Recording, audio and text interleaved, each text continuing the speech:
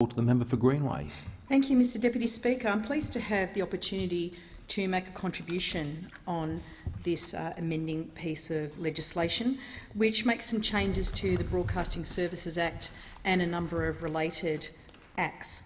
These include the digital switchover and restack. As we know, analogue services ended in December 2013, so these provisions and the related provisions concerning simulcast rules were indeed fulfilled more than a year ago. Concerning planning powers, concerning auditing expenditure compliance with new eligible drama rules, licence areas, and the ACMA's role in the Code of Practice review. I do want to focus most of my remarks, Mr Deputy Speaker, on the issue of captioning that is contained within this bill. And listening to the community of interests around this issue has informed Labor's approach on this matter and the amendment that the Shadow Minister has brought before the House.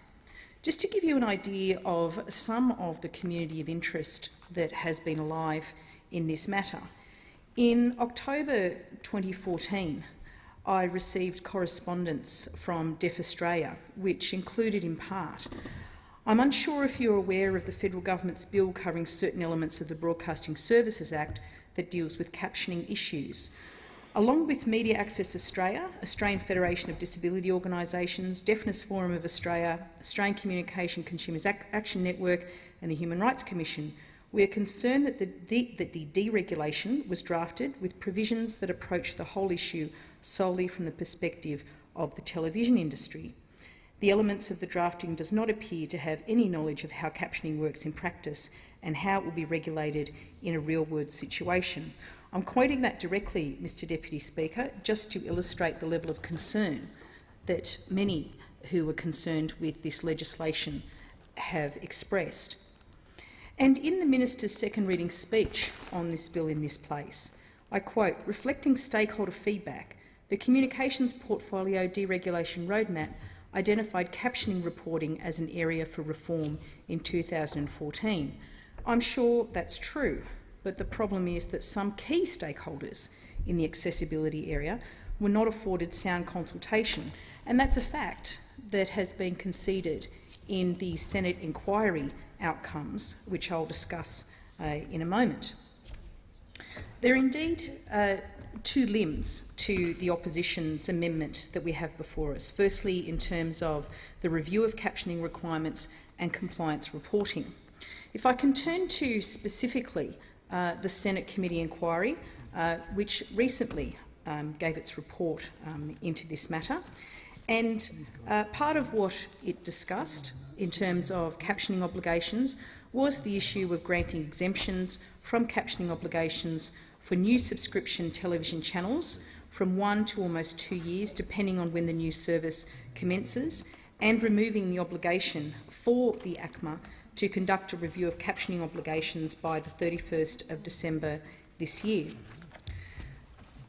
Schedule 6 of the bill concerning captioning was, as I said, a specific area that was addressed in the Senate committee report.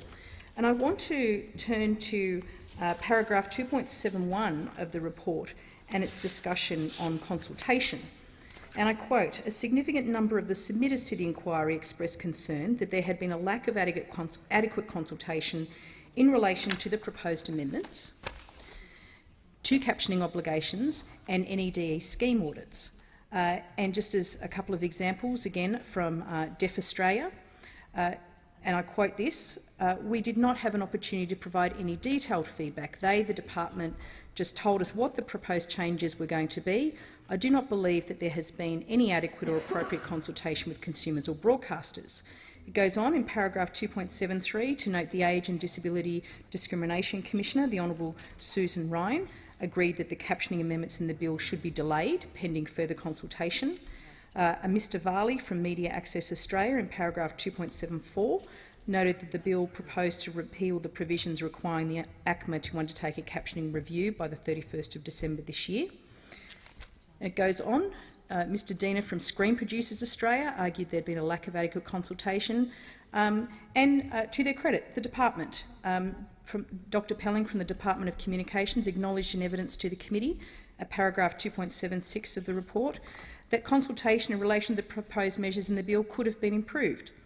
And he says, "I think it is true to say that in an ideal world we would have preferred to have an exposure draft, but given the timing of the process and the way the bill was developed, an exposure draft was not able to be released."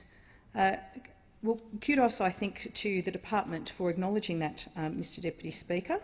And we do all learn from experience, but I think it is a salient reminder that while we may be focused on a certain area of intent, in the government's case it's to demonstrate that this spring cleaning needs certain fanfare to go with it, we need to remember what underlies that, and that is to ensure that we have sound policy arising as a result. Just to very briefly look at some of the committee's comments, the committee acknowledged that access to captioning is of fundamental importance to the deaf and hearing impaired communities, and I do not believe anyone in this place would dispute that.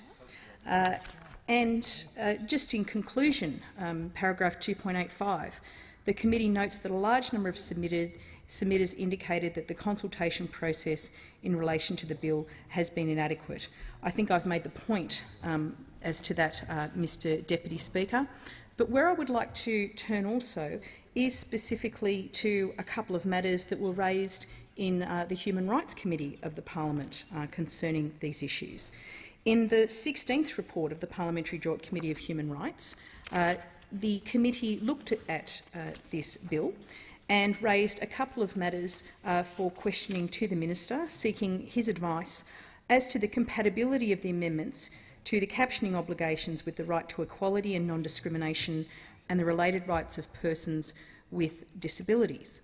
And these were the questions sought, and the Minister provided a number of responses to that, which were contained in the 18th report of the Human Rights Committee.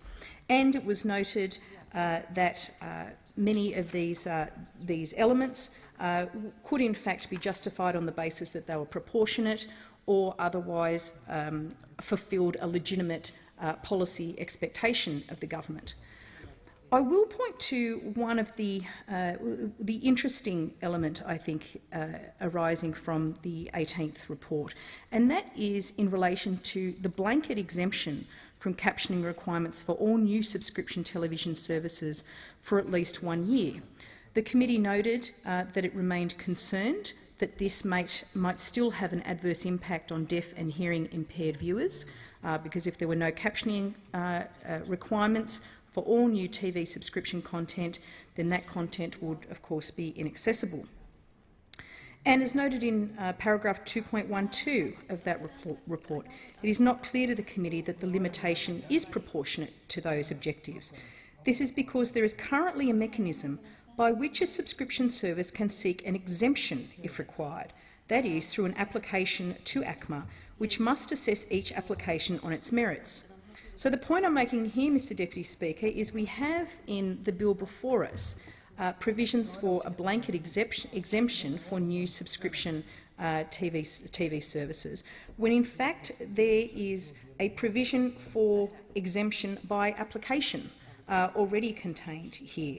And I note that the conclusion the committee came to on this point was that the automatic exemption for at least 12 months for all new subscription services from the requirement to provide captioning of content may be incompatible with the right to equality and non-discrimination.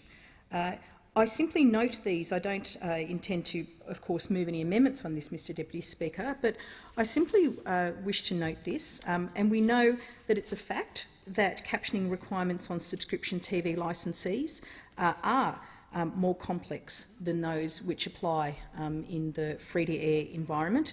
But again, to quote the Minister in his second reading speech, to achieve a better outcome in the long term, that is in relation to subscription television services captioning requirements, the Department of Communications will conduct further consultation with the industry to identify ways in which the subscription television captioning regime could be improved to best suit the needs of all stakeholders. Well, I commend the department on the work I know they will diligently carry out, and I would simply urge them to take into account some of the comments that have been made by the Joint Parliamentary Committee on Human Rights in relation to that issue.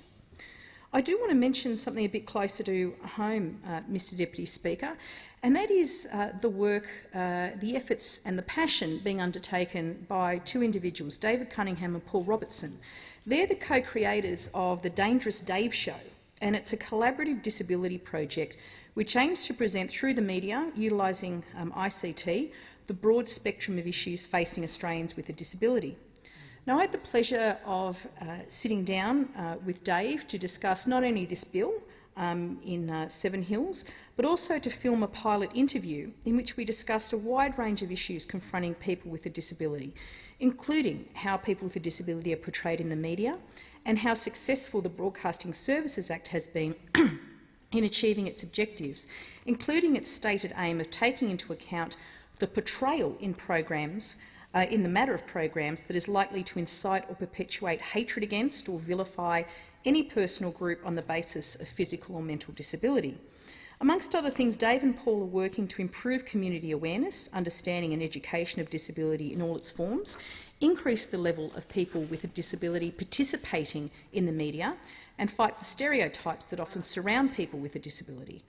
As University of Wollongong academic Sean Burns wrote in The Conversation, too often, media representation of people with disability is embedded within familiar models of tragedy and hero, but the coverage of potential changes to the disability support pension and the welfare system paint an equally distorted and harmful image.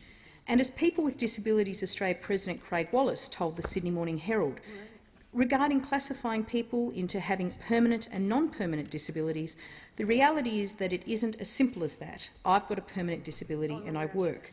Mr Wallace also cautioned against the media demonising people with disabilities. We are not roiders, we are not slackers, he said. These incidents, I believe, highlight why Dave and Paul's project is so important in informing and breaking down stereotypes, and they also help to inform me how disappointed they were regarding the fact that the ABC's Ramp Up website, which worked to address these very issues, has come to an end. The late great Stella Young, as she co-wrote in the editorial of the 5th of June 2014 on the Ramp Up website. After much speculation about the future of Ramp Up since the federal budget announcement, we have some news to share. As many of you are aware, in 2010 the ABC received funding to establish an online destination to discuss disability in Australia.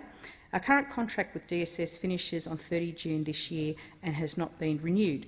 The publication of ABC Ramp Up will cease on the 30th of June, that was last year. However, the website will remain online as a resource for the disability community. Ramp Up has published over 500 pieces of original content, and I would urge everyone watching or listening, Mr Deputy Speaker, to go and have a look at some of those amazing pieces of original content. It is an archive of 3.5 years of discussions and conversations regarding disability in Australia, and includes, if you read nothing else, 17 things Stella Young wanted you to know.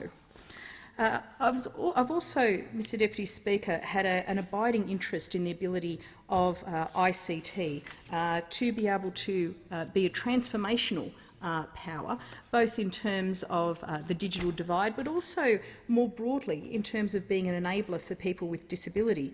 And I do want to acknowledge some of the amazing successes that have been taking place and the potential for ICT and captioning, both for people with a hearing impairment, but also for people with a visual impairment, audio description.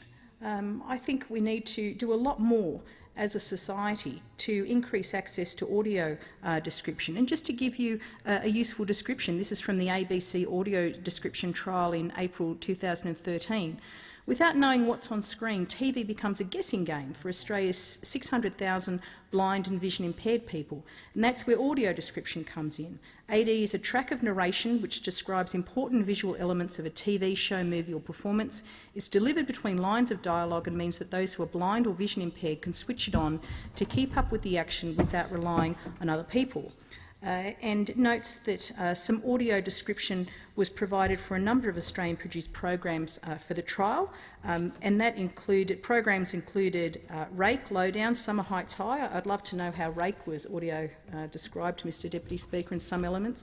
But just to give a flavour of some of the very important things that I think we should be doing more of as a community to improve accessibility in this area.